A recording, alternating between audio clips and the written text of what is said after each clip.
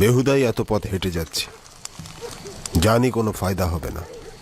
আর কয়েকদিন পরে কপালে খালি রুটিও জুটবে না, বুঝতে পেরেছো? পথের বিপদ আপদের কথা ভেবেছো?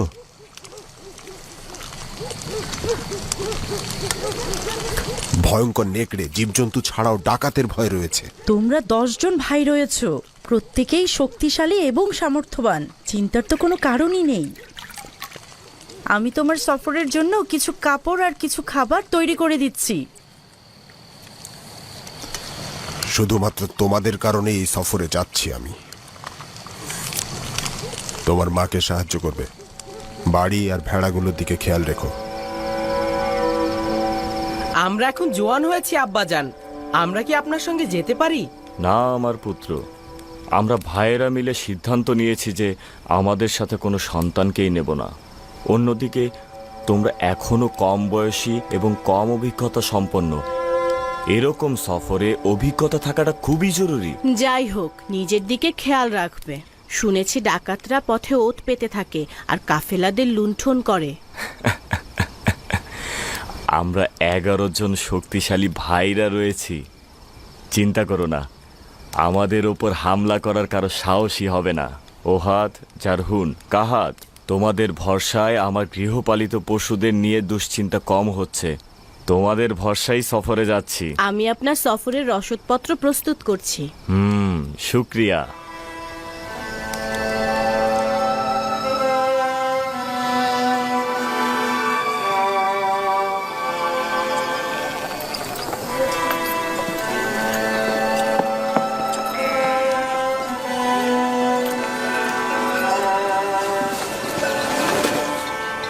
পথের জন্য এই কয়েকটা রুটি দিলাম, এর বেশি আর নেই। এই যথেষ্ট। আচ্ছা, মুদ্রাগুলো ঠিকমতো লুকিয়ে নিয়েছো তো? অত চিন্তা করো না, ঠিক জায়গায় নিয়েছি। যদিও এই সফরে তেমন কোনো আশা দেখছি না। রুবিন, আমাদের সফরের জন্য কি এই প্রাণীগুলি যথেষ্ট? অবশ্যই, অবশ্যই যথেষ্ট। যাওয়ার সময় পিঠে চড়ে যাব, আর ফিরবার সময় এগুলোর পিঠে করে গম বহন করে নিয়ে আসব। অবশ্য আমরা যদি গম পাই তবেই। আমরাও আপনাদের সঙ্গে আসছি। ক্যানানের আরও অধিবাসী যাওয়ার জন্য প্রস্তুত হয়েছে। খুবই ভালো। সংখ্যায় যত বেশি হব, বিপদ তত কম হবে। এত সব বিপদ মাথায় নিয়ে দীর্ঘ ভ্রমণে যাচ্ছি, আশা করছি খালি হাতে ফিরবো না। খোদা ভরসা, আমরা অবশ্যই আমাদের চেষ্টা করব। আপনারা নিজেদের হেফাজত করবেন। অবশ্যই। তুমি আমাদের পরিবার ও সন্তানদের দিকে লক্ষ্য রেখো। তুমি ভাইদের সঙ্গে যাচ্ছ না? অবশ্যই যাওয়া উচিত আমার, কিন্তু আব্বাজান তো অনুমতি দেবেন না। তুমি বলে দেখো, হয়তো অনুমতি দেবেন। জানি না।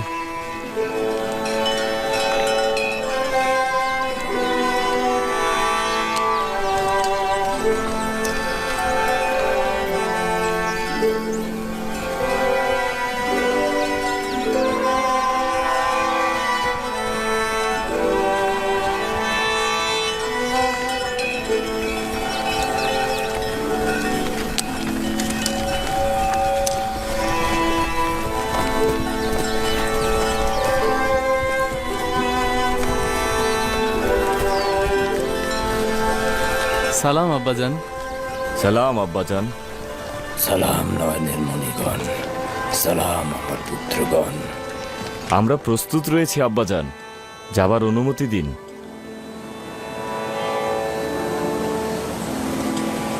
আব্বাজান, আমিও আমার ভাইজানদের সঙ্গে যেতে চাই, অনুমতি দেবেন? না, তার দরকার নেই। তুমি এখানে আমার নিকট থাকো, ভাইদের অনুপস্থিতিতে গোত্রকে দেখাশোনা করো। খোদার নবী যা ভালো মনে করেন। আচ্ছা খোদার নবী, যাত্রাপথের জন্য কোনো নসিহত করবেন না? পূর্বের মতোই বলছি, শেষ পর্যন্ত দুর্ভিক্ষে আমি মঙ্গল দেখতে পাচ্ছি, এবং তোমাদেরকে নসিহত করছি এই সফরকে কল্যাণ ও বরকতের দিকে ধাবিত করো। প্রতিটি ঘাত প্রতিঘাত ও বালা মুসিবতের মধ্যেও একটি হেকমত রয়েছে। আমাদের জন্য দোয়া করবেন আব্বাজান। খোদাবন্দের দরুদ। আবারও দেখা হবে আব্বাজান, দরুদ। দরুদ। আমাদের জন্য দোয়া করবেন আব্বাজান। দোয়া করি। নিশ্চিত থাকুন আব্বাজান, হাত ভর্তি করে ফিরবো। খোদা হাফেজ আব্বাজান। খোদা হাফেজ। চলো রওনা হও। নিজেদের দিকে খেয়াল রাখবে।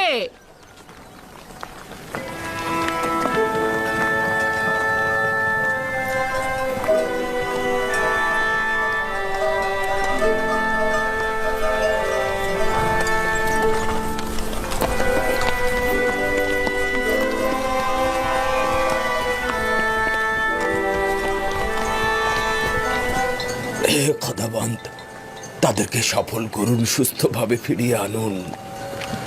আমিন।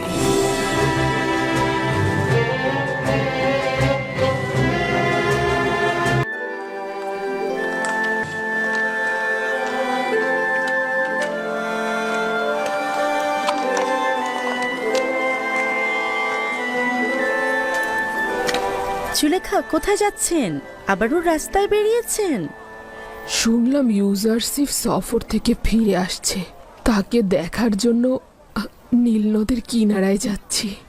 তুমি কি নিশ্চিত যে সে আসবে? আমি নিশ্চিত, দেরি হোক বা দ্রুত হোক।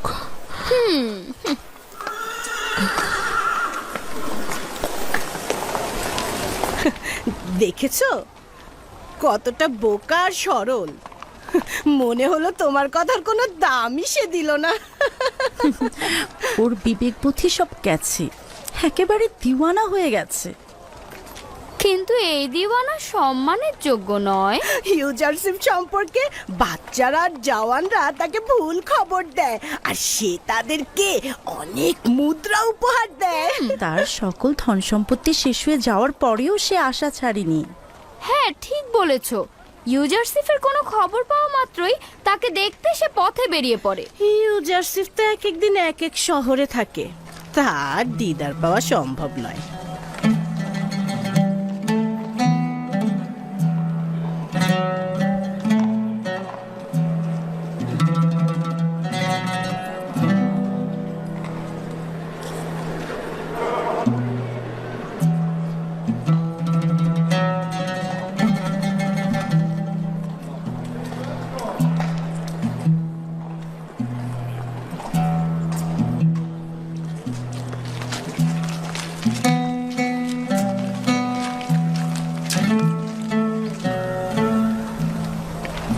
কি হলো?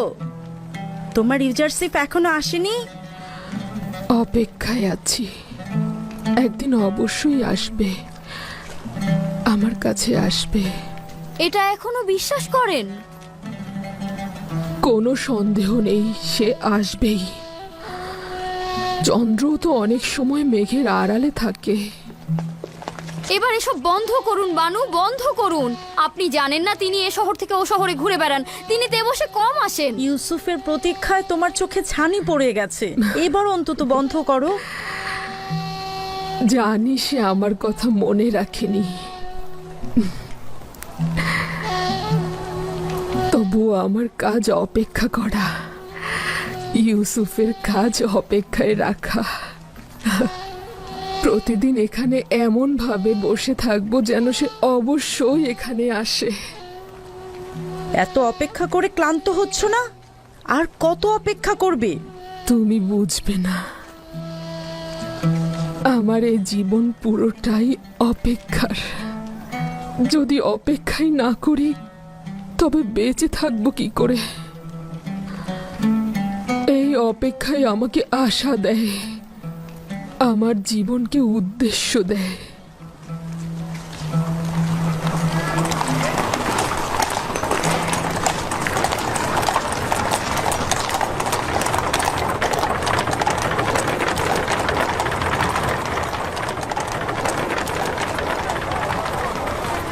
ইউসুফ, ইউসুফের খুশবু, ইউসুফ, আমি ইউসুফের ঘ্রাণ পাচ্ছি।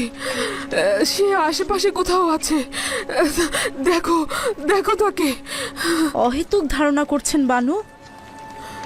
ইউসুফ কোথা থেকে আসলো? না না, সে অবশ্যই আশেপাশে কোথাও আছে, তাকে খুঁজে দেখো। বন্ধ করো তোমার সব পাগলামি। ইউজারশিপ এখানে কি করতে আসবে?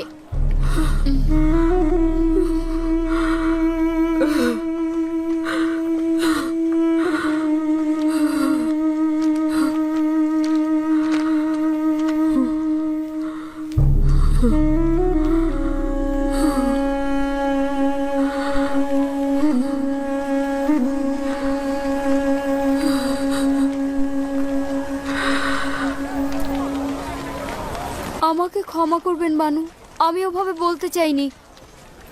আমার ভুল হয়ে গেছে বানু। আমি তোমার কথায় ব্যথিত নই।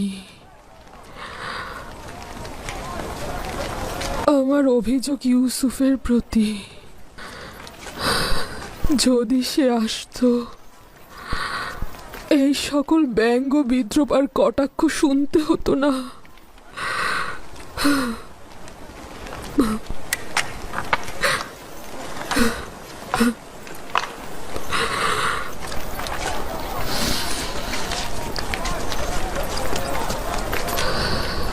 কিন্তু সে আসবে।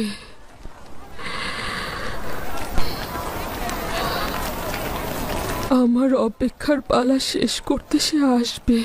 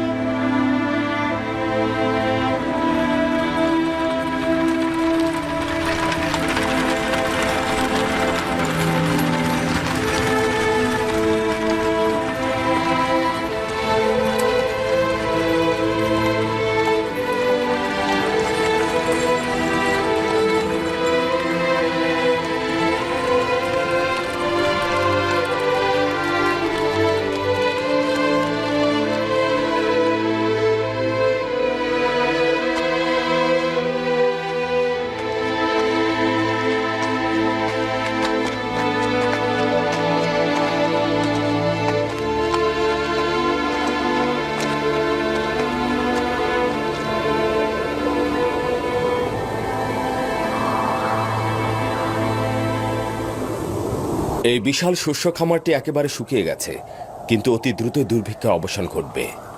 আর এই জমিতেই মিশরের অসংখ্য কৃষক চাষাবাদ করতে পারবে।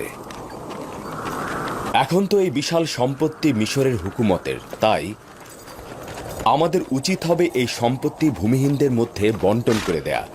তারা নিজেদের ইচ্ছে মতো চাষাবাদ করবে আর মিশরের হুকুমতে রাজস্ব দেবে। এটি খুব ভালো প্রস্তাব। এইভাবে গোলামগণ ভূমির মালিক হবে। ঠিক তাই।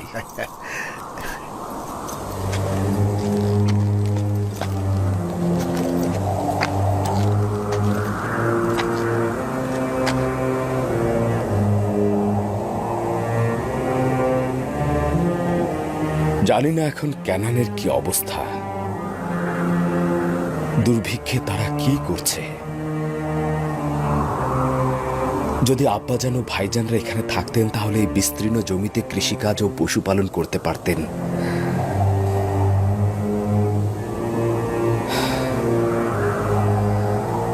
বিশাল নীল নদী যদি এভাবে শুকিয়ে যায় তাহলে নিশ্চিত ক্যানানের খুব বেহাল অবস্থা।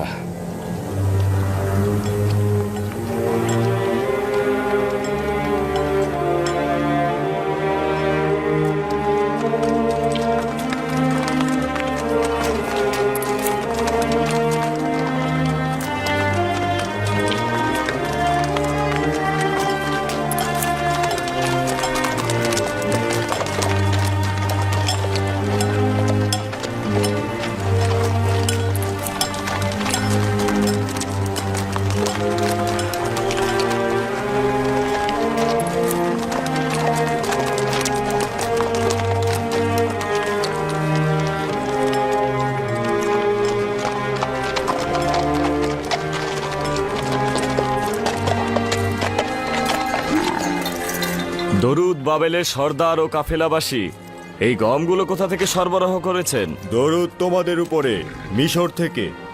তোমরাও যেতে পারো। আমার মনে হয় তোমরা খালি হাতে ফিরবে না। মিশর আর কত দূর যেতে হবে? মিশর সীমান্তরক্ষীদের তো দেখাই যাচ্ছে, বেশি দূর যেতে হবে না, যাও। শুক্রিয়া, খোদা হাফেজ।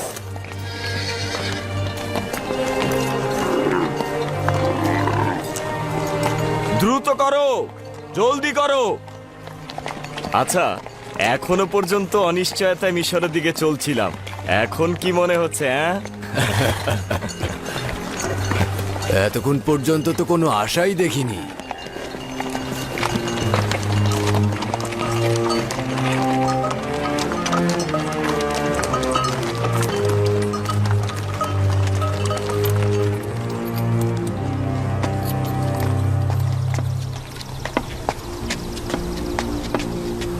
কোথায় যাচ্ছেন? ঠান্ডা তো, অসুস্থ হয়ে যাবেন। ঠান্ডা তো গরম কাপড় পরলেই ঠিক হয়ে যাবে। যদি আসমান থেকে পাথরও পড়ে তবু আমি যাব। একটু অপেক্ষা করুন, আবহাওয়া ভালো হলে আমরা একসাথেই যাব। এটা কি আশিকের রীতি যে সে ঘরের কোণে বসে থাকবে? এই যে এতদিন ধরে পাথরের মতো বসে অপেক্ষা করছেন, কি হলো তাতে? ইউজারসিফ কি এসেছে আপনার কাছে? এই যে এত অপেক্ষা করছেন, আপনি ক্লান্ত হন না? তোমরা কেন বোঝো না? ইউসুফকে দেখার জন্য আমি রাতে বালিশে মাথা রাখি। ঘুম থেকে উঠে আমি পাথরের মূর্তিগুলোর পাশে তার জন্য অপেক্ষা করি। তার জন্য অপেক্ষা করা ছাড়া আমার কিছুই করার নেই।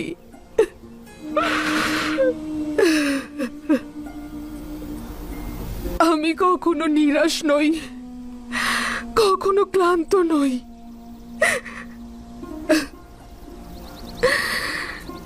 ইউসুফের জন্য এই অপেক্ষাতে কেন বাধা দিচ্ছ আমাকে? আমার এটা ছাড়া আর কি আছে? আমরাও আপনার খোঁজে আর আসবো না। যেখানে ইচ্ছা যান, আমরা আর আসছি না। আপনি পাগল হয়ে গিয়েছেন। আপনি যদি আপনার জীবন ধ্বংস করেন তাতে আমাদের কি? আমরা কেন আমাদের জীবন ধ্বংস করব? তমা চল যাই, আমি এই হাওয়ায় বাইরে থাকতে পারবো না। তাকে নিয়ে চিন্তা করে আমাদের কোনো লাভ নেই। চল যাই।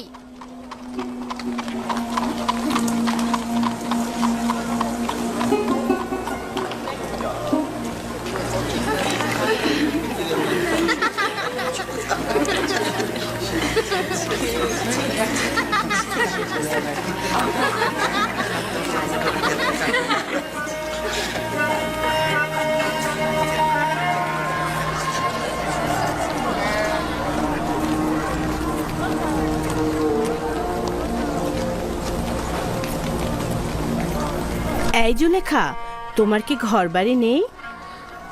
বিশাল রাজমহল আমার কাছে সংকীর্ণ কবরস্থান, অন্ধকার জেলখানা আছে, থাকবে না কেন?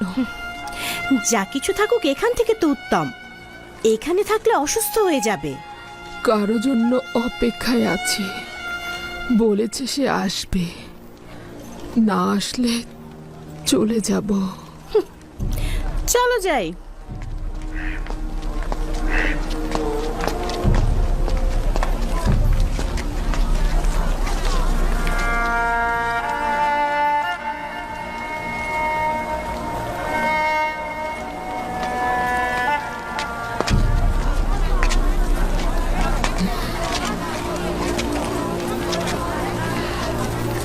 কি হলো? তোমরা তো বলেছিলে আমার সঙ্গে কোনো কাজ নেই।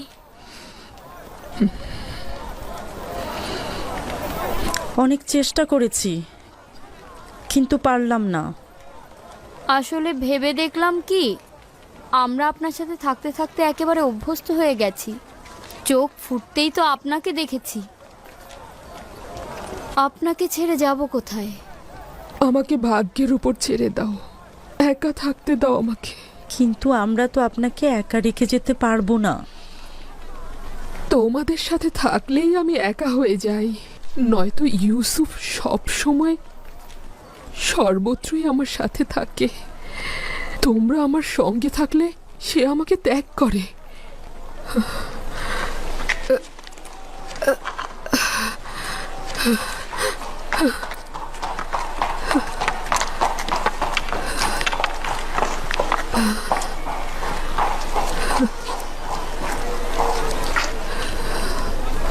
জুলেখার এটা কি ধরনের ইশক? সে কি ইউজারসিফের দেহের সন্ধানে রয়েছে? জুলেখার সৌন্দর্যের কিছুই অবশিষ্ট নেই, সেখানে দৈহিক আকাঙ্ক্ষার প্রশ্নই আসে না। যত বৃদ্ধ হচ্ছে তত তার ভালোবাসা বৃদ্ধি পাচ্ছে। যতই বিরক্ত হই না কেন, জুলেখাকে যেমন ভালোবাসি তেমনি তার ভালোবাসাকেও।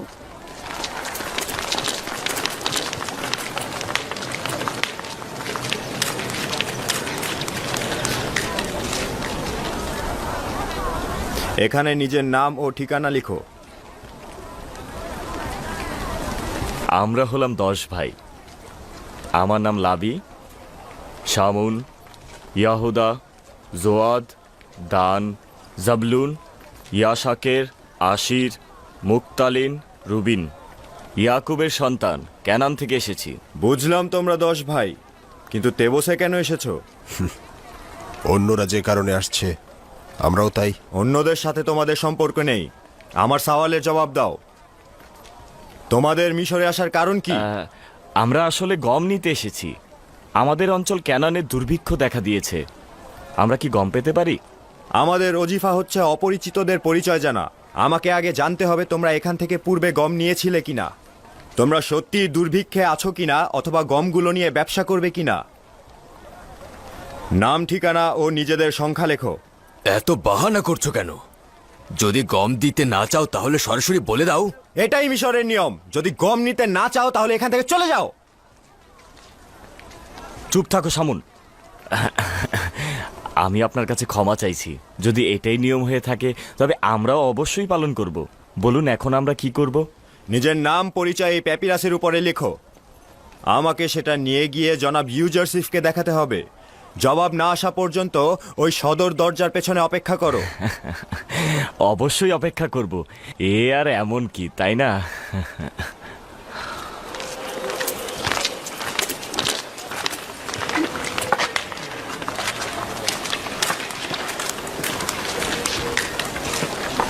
আমরা এখানে গম নিতে এসেছি না যুদ্ধ করতে এসেছি? সব জায়গায় ঝামেলা করার অভ্যাস করে ফেলেছো।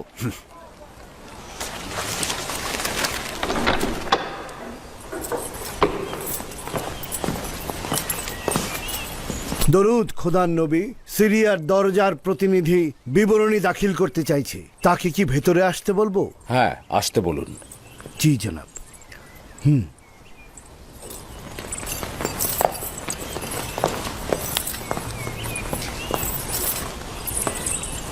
দরুদ আলী জনাব।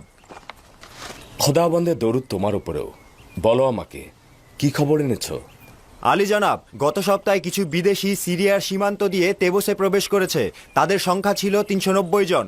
তারা প্রত্যেকে 1 বস্তা করে গম নিয়ে ফিরে গেছে। তারা হেতিতি, হিট্টি, খাবেরি ও শাম অঞ্চলের অধিবাসী ছিল। আর তেমন উল্লেখ করার মতো কিছু নেই।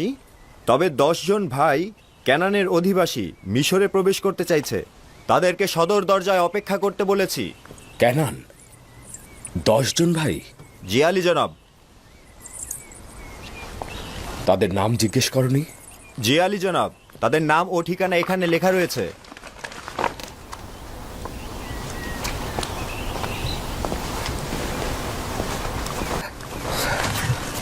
তারা কি বনি ইসরাইল?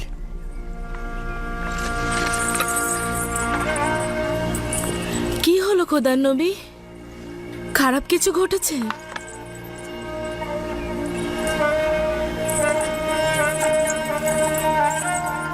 এই প্যাপিরাসে কি লেখা রয়েছে? তেমন কিছু না বানু। 10 জন ক্যানানের অধিবাসীর নাম ও ঠিকানা। জনাব মালিক, তাদেরকে ইজ্জত ও সম্মানের সহিত জনাব অখুনাতুনের রাজমহলে নিয়ে আসুন।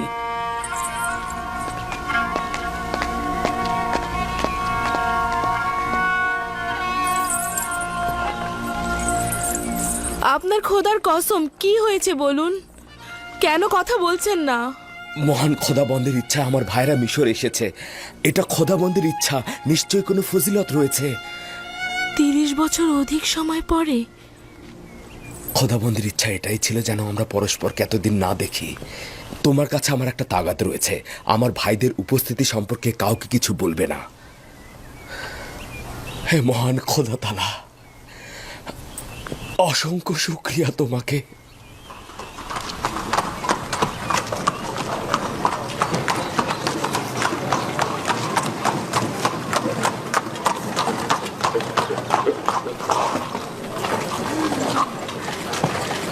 কোথায় তারা? এই যে জনাব, এরা। তোমরা কেনানের অধিবাসী? হ্যাঁ, আমরা সবাই ক্যানানের অধিবাসী। তোমরা তো 10 জনের বেশি রয়েছো। আমাকে বলা হয়েছে কেনানের 10 জন ভাই। আমরাই 10 ভাই, আর বাকিরা ক্যানানের অধিবাসী। আমি আজই যে মিশরের পক্ষ থেকে এসেছি। যদি তোমরা অপমানিত হয়ে থাকো কিংবা তোমাদের সময় নষ্ট হয়ে থাকে, তার জন্য আমি ক্ষমা চাচ্ছি। তোমরা 10 জন তেবুসে প্রবেশ করতে পারো। আমি প্রতিনিধি হিসেবে আজই যে মিশরের কাছে তোমাদের নিয়ে যাব। তাহলে আমাদের বাকি ক্যানানিদের কি হবে? তারা গম ক্রয়ের জন্য যেতে পারে, আর তোমরা আমার সঙ্গে এসো। কিন্তু আমরা 10 জন কেন? এটা তো জানি নে। আজই যে মিশরের কাছে সওয়াল করবে। তোমরা সবাই এসো।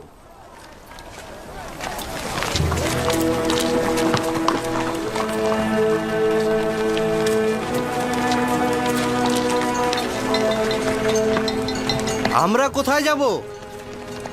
এখন আমরা কি করব লাবি? চিন্তা করো না, তোমরা গম সংগ্রহ করতে যাও।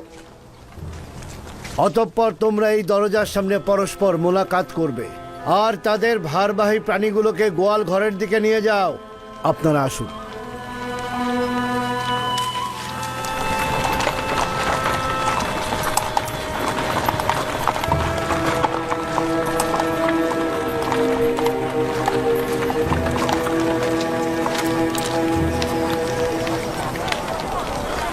আমার মাথায় কিছুই ঢুকছে না।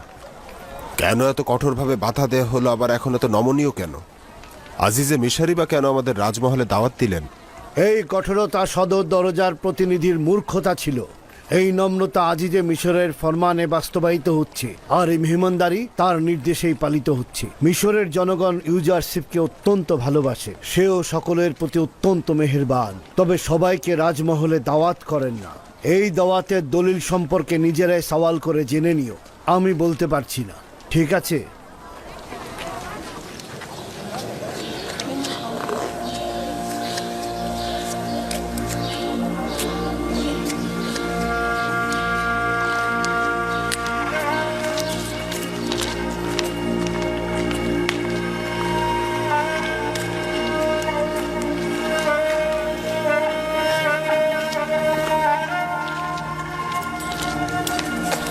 একটু দাঁড়াও। একটু দাঁড়াও।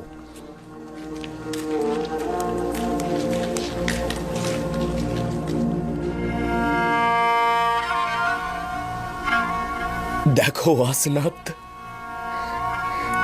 এরা হচ্ছে আমার ভাইজান। তাদের আমি ভালো মতো চিনতে পারছি না।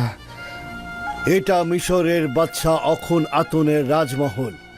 তোমরাই প্রথম বিদেশি যাদের এই রাজমহলে প্রবেশের অনুমতি দেয়া হয়েছে। হ্যাঁ, ওই যে মালিকের সঙ্গে সঙ্গে যে রয়েছে সে হচ্ছে লবি। তাকে খুব ভালোভাবে স্মরণে আছে। আমার সর্বোৎকৃষ্ট ভাই, যে আমাকে হত্যার হাত থেকে বাঁচিয়েছিল। হায় খোদা, তাদের চুলগুলো একেবারে সাদা হয়ে গেছে। সময় তাদের কেমন বিবর্ণ বানিয়ে দিয়েছে।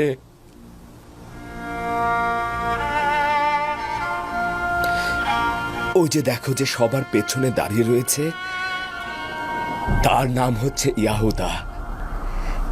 দেখো, সে সবকিছু কেমন সন্দেহের চোখে দেখছে, কেমন দ্বিধাহীন। পূর্বের মতো বিদ্বেষ স্বভাব রয়ে গেছে।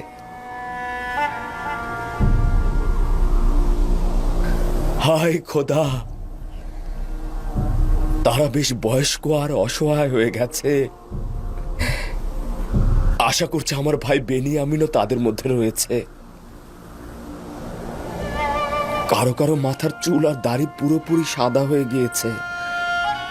ওয়াসেনাথ, তার মানে তো তারা আমাকে চিনতে পারবে না।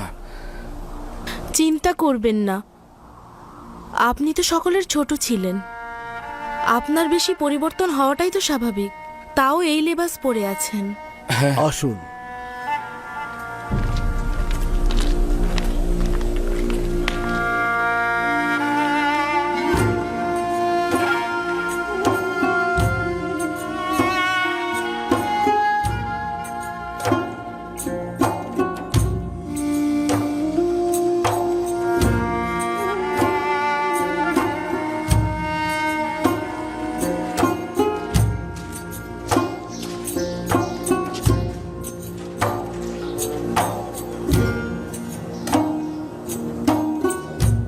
এসো যাওয়া যাক।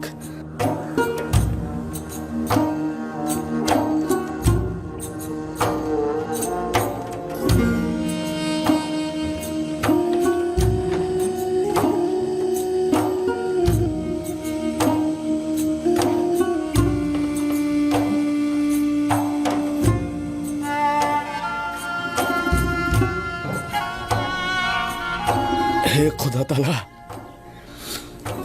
কিভাবে তাদের মুখোমুখি হব? যদি চিনে ফেলে তাহলে কি হবে? চিন্তা করবেন না, এখন আর তেমন কিছুই ঘটবে না। তারা তো আপনার ভাই। সেই ভাই যারা আমাকে হত্যা করতে চেয়েছিল, জানি না এখন তাদের কি ইচ্ছে রয়েছে। তবে আমি একটা পরিকল্পনা করেছি যাতে তারা আমাকে চিনতে না পারে।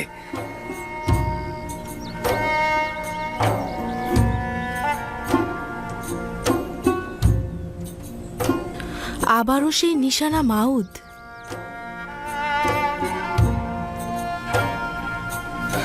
জানি না কি রহস্য লুকিয়ে রয়েছে এই শব্দটির ভেতরে, তবে যখনই এটা স্পর্শ করি এক অদ্ভুত প্রশান্তি অনুভব করি। আমি এখানে তাদের কয়েকদিন রাখতে চাইছি। 30 বছরেরও অধিক সময় তাদেরকে না দেখেছিলাম। আমরা কি জানতে পারবো না কেন আমাদের এখানে আনা হয়েছে? বুঝতে পারছি না, আমাদের সঙ্গে আজিজে মিশরের কি কাজ থাকতে পারে? আসা উচিত হয়নি। মনে হচ্ছে কোনো ফাঁদে আটকা পড়েছি, উদ্ধারেরও কোনো পথ নেই। আমি কিন্তু ঠিক উল্টো অনুভব করছি, নিরাপদ অনুভব করছি, খারাপ কোনো নিয়ত নেই।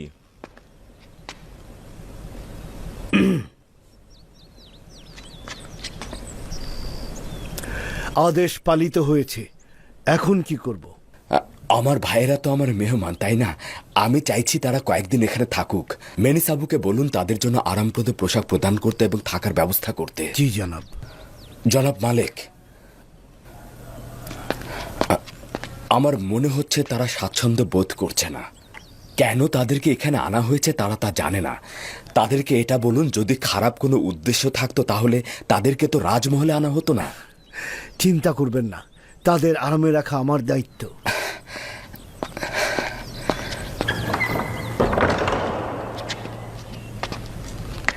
খোশ আমদেদ। আশা করছি দীর্ঘ যাত্রাপথের ক্লান্তি শরীর থেকে মুছে ফেলবেন। আমাদের কেন এখানে নিয়ে আসা হয়েছে? আমাদের সাথে আজিজে মিশরের কি কাজ? নিঃসন্দেহে তোমাদের শাস্তি দেওয়ার ইচ্ছে থাকলে এই রাজমহলে তোমাদের নিয়ে আসতো না, কিন্তু আজিজে মিশরের তোমাদের সঙ্গে কি কাজ রয়েছে সেটা তিনিই ভালো জানেন। আমি শুধুমাত্র তোমাদের মেহমানদারির দায়িত্বে রয়েছি। বেনিসাবু মন্ত্রী মহোদয়ের কাছের লোক, যিনি আপনাদের খেদমতে নিয়োজিত আছেন। যে কোনো তাগাদ করলে তিনি ইন্তেজাম করবেন।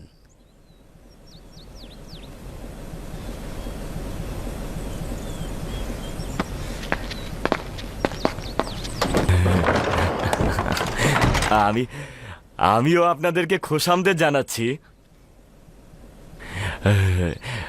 প্রথমে আপনাদেরকে গোসল সেরে নেবার প্রস্তাব করছি, যেন ধুলোবালি আর পথের ক্লান্তি দূর হয়ে যায়।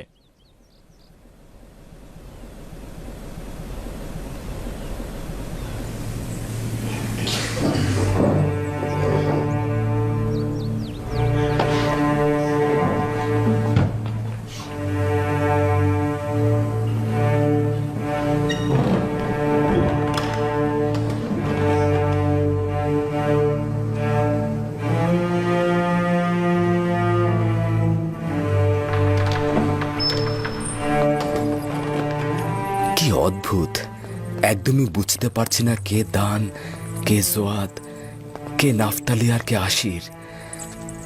কত পরিবর্তন হয়ে গেছে। কি করবেন তাদের সঙ্গে? তারা আমার সঙ্গে মন্দ কাজ করেছে।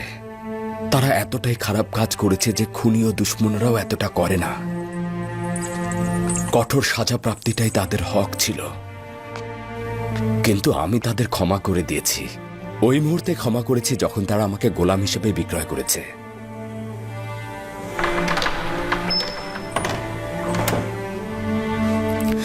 আচ্ছা, আপনার পিতা ইয়াকুব নবীর কি খবর?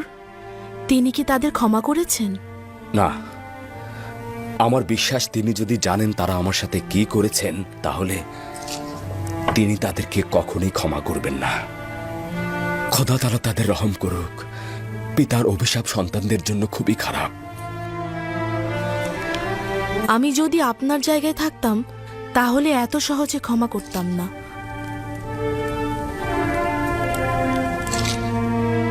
খাবার দাবারের পর দ্রুত তাদের বিশ্রামের ব্যবস্থা করবে। মনে হচ্ছে তারা খুবই ক্লান্ত। আদেশ শিরোধার্য।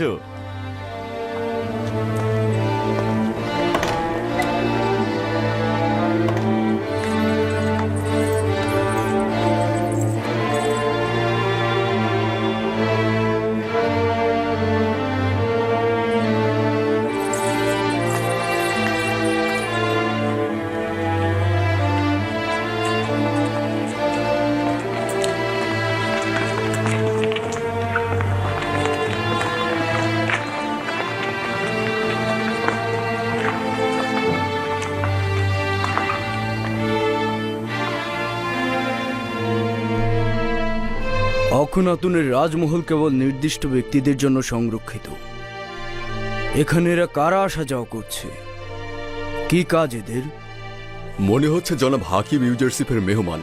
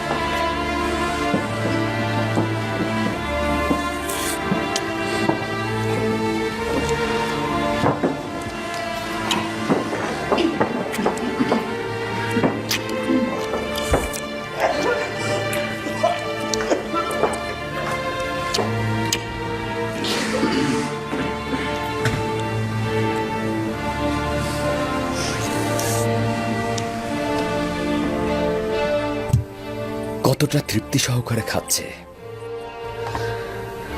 নিশ্চয়ই ক্যানানের দুর্ভিক্ষের হাহাকার চলছে, তাই হয়তো তারা এই কষ্টকর পথে পা বাড়িয়েছে। এনারাই যদি এত ক্ষুধার্ত থাকে, না জানি তাদের স্ত্রী সন্তানদের কি অবস্থা।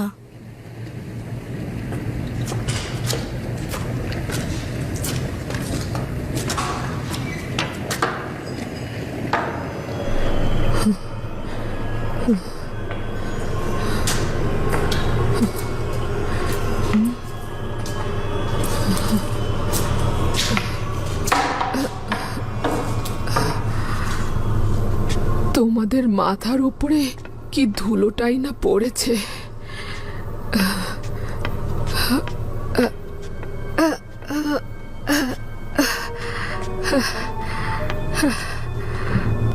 এটা হয়ে গেছে মাকড়সাদের বিচরণ কেন্দ্র। আমার ভেতরটার মতোই নির্জীব, কদাকার আর পরিত্যক্ত। তোমাদের নামগুলো মনে আছে, কিন্তু কোন মূর্তির সাথে কোন মূর্তির কি সম্পর্ক সেটা ভুলে গেছি। ভুলে গেছি আমি কোন মূর্তির সঙ্গে কার সম্পর্ক।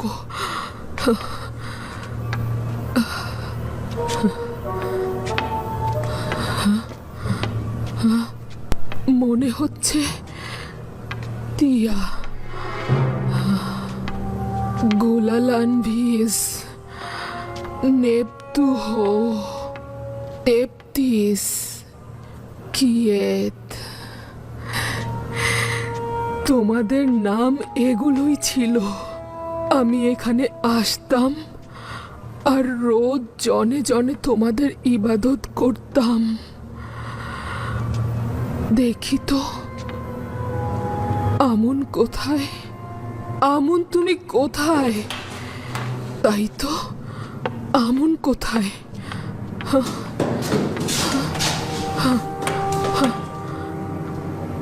আমন, দেখলে তো কতটা সন্ধান করার পর তোমাকে পেলাম। পূর্বে খুব ভালো মতোই জানতাম তুই কোথায়। এখানেই আসতাম আমি, তোর জন্য নাচতাম। তুই কেন কেন এখানে দাঁড়িয়ে আছিস? আচ্ছা, তুই দেখতে পাচ্ছিস না ইউজারশিপ কিভাবে তোর ইবাদতখানা ধ্বংস করে দিয়েছে? দেখতে পাসনি? ইউজারশিপের মহান খোদার সম্মুখে তোর মাটিতে ধূলিসাৎ হয়ে যাওয়া উচিত আমন। এই পাথরের খোদা, তোদের কি লজ্জা নেই?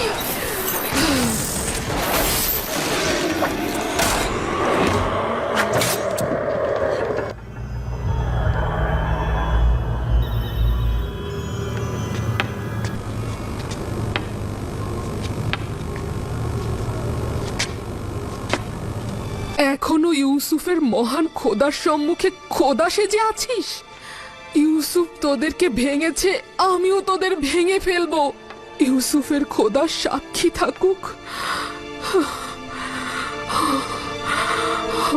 আমি তোদের ধ্বংস করে ফেলছি।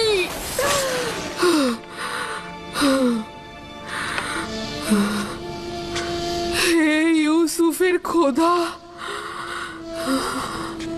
আপনি সাক্ষী থাকুন, আমি আমার খোদাগণকে ধ্বংস করে ফেলেছি।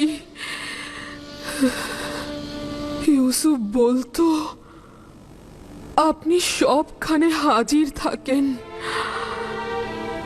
সবখানে আছেন, সব কিছু দেখতে পান। তাহলে ইউসুফকে বলুন জুলেখা আর আমন খোদার ইবাদত করে না, ইবাদত করে না।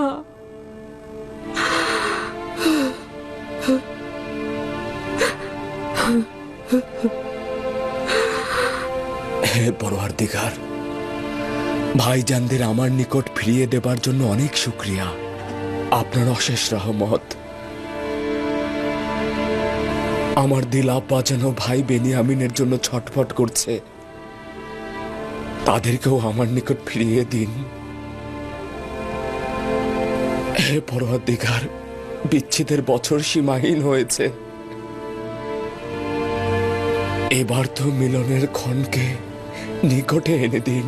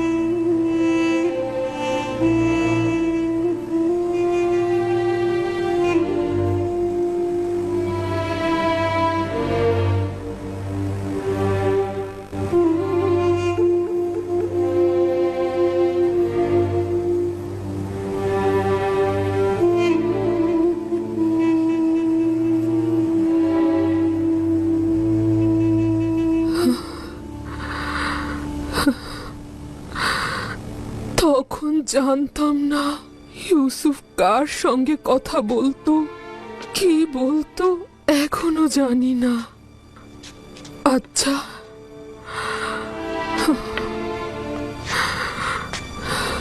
সত্যি করে বলো তো,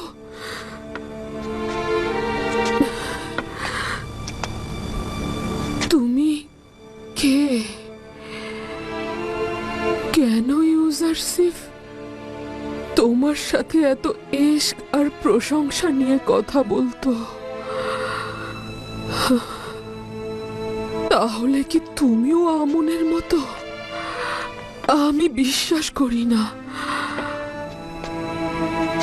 আমি আমি কখনো আমন বা অন্য কোনো খোদার জন্য কান্না করিনি, কিন্তু অসংখ্যবার তোমার জন্য, হ্যাঁ অসংখ্যবার তোমার জন্য ইউসুফকে আমি কাঁদতে দেখেছি। আমি অসংখ্যবার ইউসুফের জন্য কেঁদেছি, কিন্তু তোমার জন্য নয়।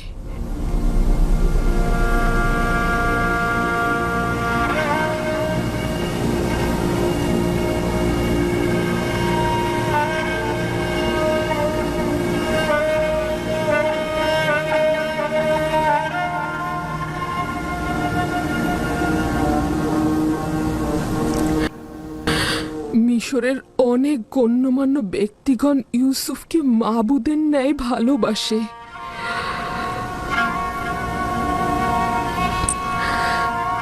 তুমি কে, যার কাছে মিশরের অসংখ্য মানুষের মাহবুব তোমার কাছে নতি স্বীকার করে? জুলেখার মতো অনেকেই তার বিরহে কান্না করে, কিন্তু সে তোমার বিচ্ছেদে কাঁদে।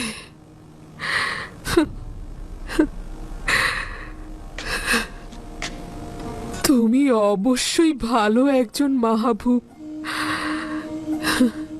নয়তো ইউসুফ তোমার ইবাদত করত না, তোমার জন্য কান্নাও করত না। ইউসুফের সৌভাগ্য যে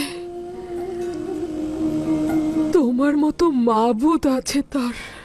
তোমার সৌভাগ্যের জন্যই তুমি ইউসুফের মতো বান্দার মালিক। তুমি ইউসুফের মতো বান্দার মালিক। তেবেসের একজন সম্ভ্রান্ত নারী তার স্বামীর বিশ্বাসের খেয়ানত করেছে। শুধু জানি আসে কি হয়েছে সে। এটা বিশ্বাসযোগ্য নয় আমার বানু। এশকের পবিত্রতা বিশ্বাসের খেয়ানত কখনই করে না। দিলের কাজ কারবার দলিল ও যুক্তিতর্ক জানে না। আশেক তার পাক পবিত্র দিলে কখনোই নাপাককে স্থান দেয় না। সাময়িক কামনা বাসনাকে ইশক বলা যাবে না। আচ্ছা দেখা যাক। এবার একটা ব্যক্তিগত প্রশ্ন করি, কাউকে ভালোবাসো? জি। কে সে? যিনি আমাকে তার ভালোবাসা দিয়ে প্রকৃত মাবুদের দিকে আমাকে ধাবিত করেছেন। তুমি অবশ্যই খুব সুদর্শন, যার উপস্থিতিতে ইউসুফ সকল রূপসীদের পেছনে ঠেলে দেয়। যেভাবে ইউসুফকে সম্মান ও নাজ নিয়ামত উপহার দিয়েছ, সেভাবে কি অন্যদেরকেও প্রদান করো তুমি? সকলেই তো ইউসুফের মতো পাক পবিত্র নয়।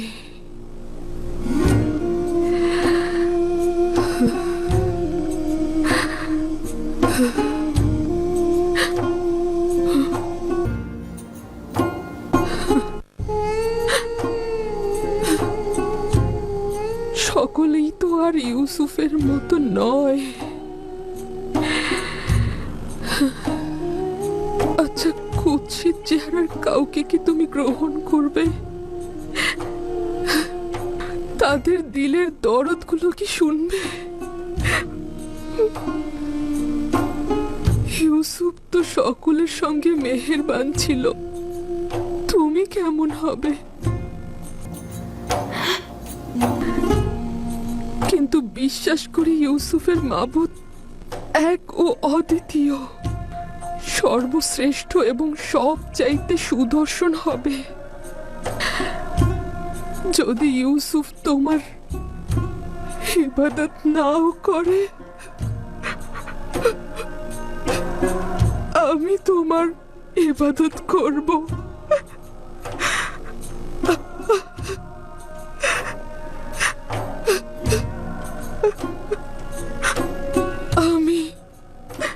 আমি তোমার